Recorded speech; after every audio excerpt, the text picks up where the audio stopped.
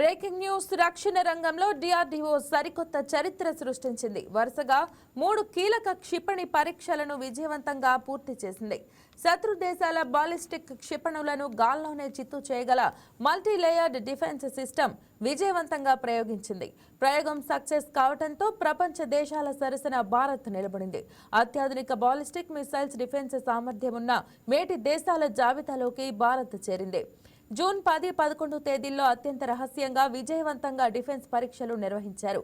సముద్ర గర్భంలో శత్రు నౌకలను మట్టి కర్పించే నావల్ యాంటీ షిప్ మిసైల్ తొలి పరీక్ష కూడా సక్సెస్ అయినట్లు అధికార వర్గాలు వెల్లడించాయి.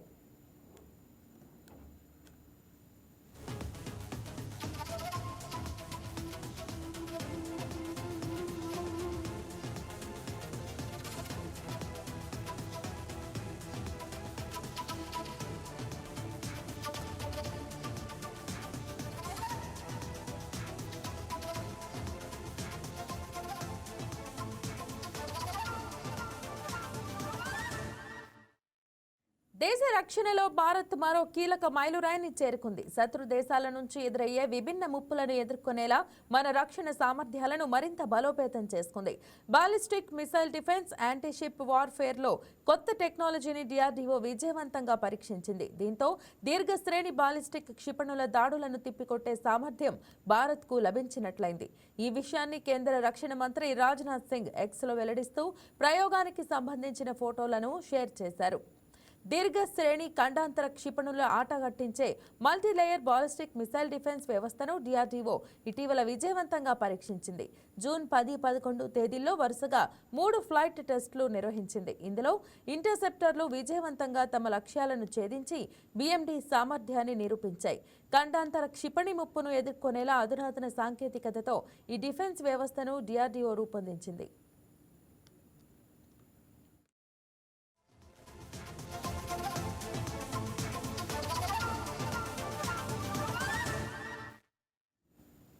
దీంతో బీఎండీ సామర్థ్యం కలిగిన దేశాల జాబితాలో భారత్ చేరినట్లయిందని డిఆర్డీఓ వెల్లడించింది. ఇక naval anti ship missile medium range తొలి పరీక్షను కూడా శాస్త్రవేత్తలు విజయవంతంగా నిర్వహించారు. ఈ సందర్భంగా డిఆర్డీఓ రక్షణ మంత్రి రాజ్నాథ్ సింగ్ అభినందించారు.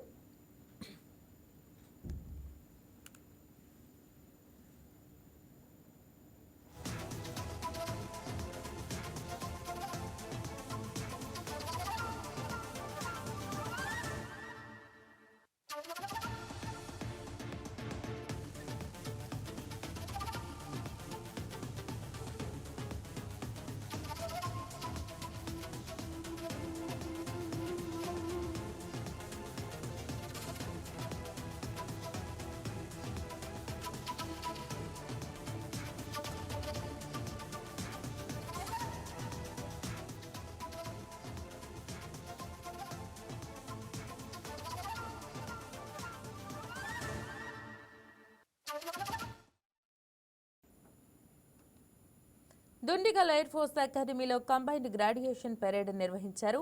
రక్షణ శాఖ మంత్రి రాజ్నాథ్ సింగ్ ముఖ్య అతిథిగా హాజరయ్యారు. పెరేడ్లో 213 మంది యువ పైలట్లు సైనిక విన్యాసాలు చేశారు. వీరితో పాటు ఇతర దేశాల సైనికాధికారులు విన్యాసాల్లో పాల్గొన్నారు.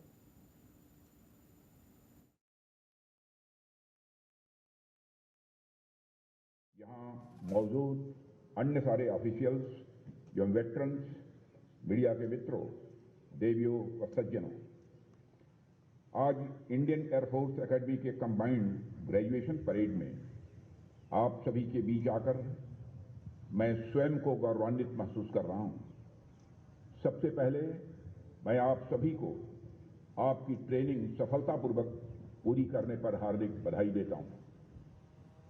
मुझे बताया गया कि इस ग्रेजुएशन परेड में Indian Navy, Indian Coast Guard और वियतनाम के ट्रेनीज सहित 245 पायलट और ग्राउंड ड्यूटी ऑफिसर शामिल हैं।